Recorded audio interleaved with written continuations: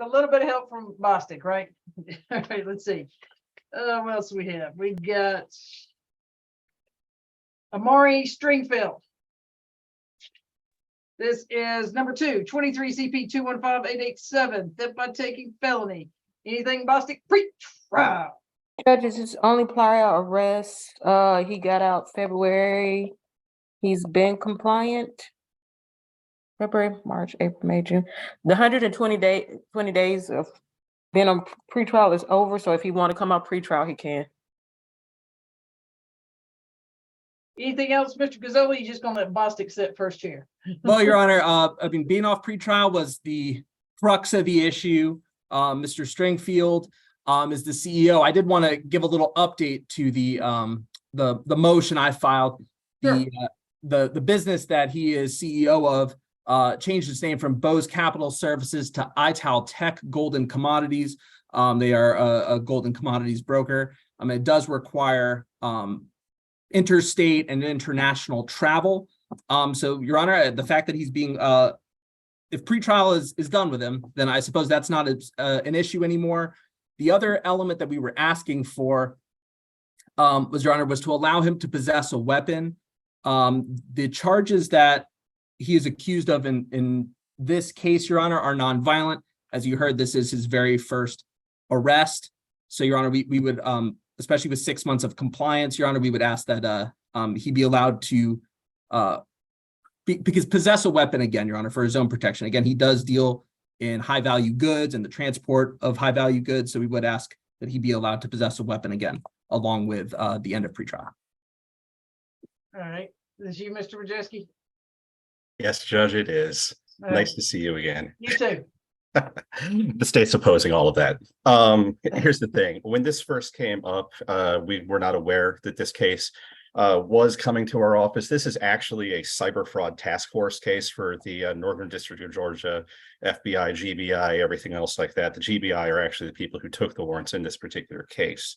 It's about $170,000 in theft. I honestly don't know how he got through this without having to surrender his passport in the first place. We're actually very concerned that this person would try to flee to address his business stuff. And I just checked this yesterday for the court's information. He's not registered to any corporations in the state of Georgia other than Bose.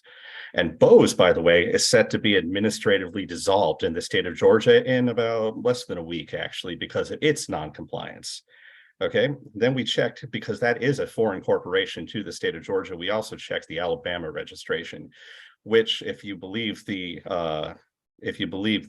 registration address on that, comes back to a very ramshackle place, and a place that's right behind a church and doesn't have any other businesses in the location. He actually lives at his mother's house, is what I believe right now. We've actually seen his bank records. There is no way he's running a high value business. He barely has enough money to keep the lights on, so to speak. Okay. And like I said, if he's changed his business from one name to another, the Georgia Secretary of State doesn't know about it, and neither does the Alabama Secretary of State at that point. We can't even tell if this business has ever actually been legit. From where we stand right now, and from where the GBI stands right now as well, it's a shell corporation, and it's at best a front. The money that was at issue in this particular case was split into two different deposits. One was put into Bitcoin, and we all know how traceable that is. And the other amount was actually wired to a bank account in India, never to be seen again.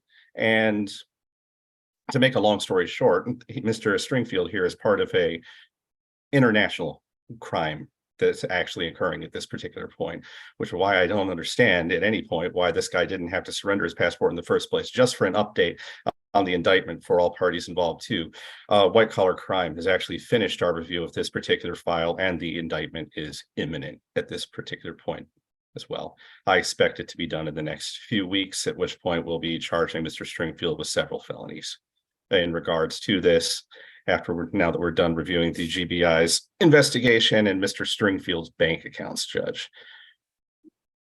That's all from the state. Mr. Gazzoli? Thank you, Your Honor. These are some very serious allegations by the state. Your Honor, and we would probably had a different sort of first appearance if those had appeared in the warrant or had any sort of testifying officer testifying to these facts. As of right now, Your Honor, what we're hearing is the allegations of what might be in an indictment that has not arrived. They've had 6 months to indict this case and have not. And he has been in compliance for the last 6 months, despite not having to give up his passport, Your Honor. So I don't know why, as soon as the threat of jail for fleeing, which would already be something that would be a failure to appear if he missed court dates. I don't know why that would suddenly change his ability to comply with his bond conditions as he's been doing for the last 6 months. So, Your Honor, we don't renege on any of our requests here. And again, Your Honor, serious allegations, and as soon as an indictment comes in, if it does come in, I have no reason to believe that Mr. Stringfield would not continue to comply with all orders of the court. Right, so Mr. Majeski, I mean, free trial comes off of it after 120 days anyway. So somebody gave him a bond through pretrial level 1, and that I can't make them stay on there any longer than they have because that's their new thing. And it's almost Understood, Judge. Yeah, it's I almost just wanted to put it on the record, so if something happens, it's not on us. It's not on me either. Pretrial, it's on you, Bostick. So Well, no, that's been a standing order for the longest, that if it's not indicted in 120 days. So actually, it All I'm needs to be saying indicted is in on the 120 record. days. You put it Yeah. out there. So, And hey, so I mean, So if it was indicted, actually, it could stay on there. It's just because it's not been indicted in 120 days. like I said, he's about to be indicted. About to issue be and grand jury is are warrants, I two guess, when we separate things, indict Mr. him. Majeski. so has I it guess been we'll just issue 120 grand days, jury Bostick? warrants for him then too. Say what, Judge? Has it been 120 days? Yes, it's been since February. We're at August. Okay.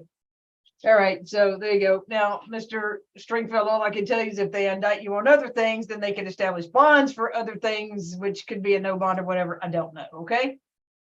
I understand, and as I Thank you, explained Mr. to my Cazzoli. lawyer, No, it was- Mr. Stringfield, your lawyer, Mhm. you see him doing this, that means don't talk. Thank you, Mhm. Mr. Stringfield. Thank you, Mr. Cazzoli. Just shoot me the order. Thank you, I'm sorry, Judge. I did not hear you. Are you agreeing to both conditions of the bond? Well, I don't know about the weapon. Your Honor, I mean, even in the new information provided by the state today, still there's no implication of violence ever being in his past, or any other reason to prohibit him. Again, he has not possessed a firearm on the orders of the court for the past 6 months, but it would be our position, Your Honor, that none of the charges that are alleged, even the ones potentially being added, Your Honor, have anything to do with violence. We would ask that he be allowed to carry a weapon. Made my position known, Judge. Up to you.